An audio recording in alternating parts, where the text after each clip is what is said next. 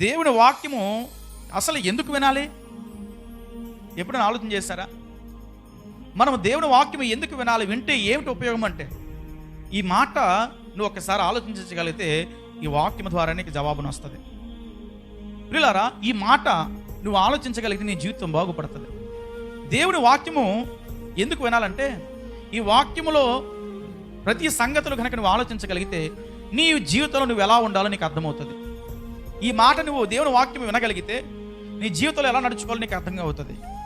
దేవుని వాక్యం వినగలిగితే ఎవరి దగ్గర ఎలా ప్రవర్తించాలో అర్థమవుతుంది.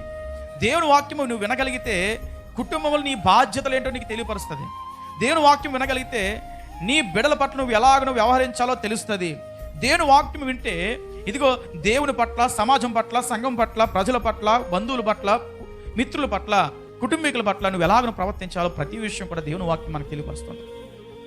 బైబిల్లో ఉన్నటువంటి భక్తుల జీవిత చరిత్ర ద్వారా, వారు ఉన్న జరిగిన సంఘటనల ద్వారా అటువంటి పరిస్థితులు మన జీవితంలో ఎదురుపడినప్పుడు మనం ఎలాగ ఉండాలని ప్రతి విషయం కూడా దేవుని వాక్యం బోధిస్తూ ఉంది. ఈ సంగతులు వినాలి.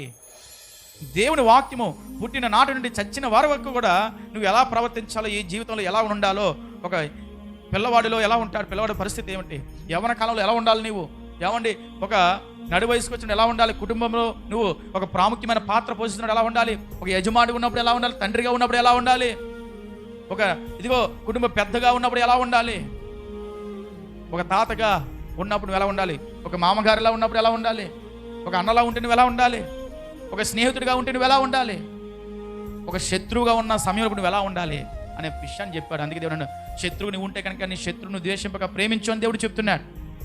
ఒకవేళ శత్రువుగా ఉన్నప్పుడు శత్రువు విషయంలో కూడా దేవుడు చెప్తా ఉన్నాడు, నువ్వు శత్రువుగా ఉన్నప్పుడు నీ శత్రువుని ద్వేషించొద్దు, శత్రువుని ప్రేమించు అని దేవుని వాక్యం సెలవిస్తూ ఉంది.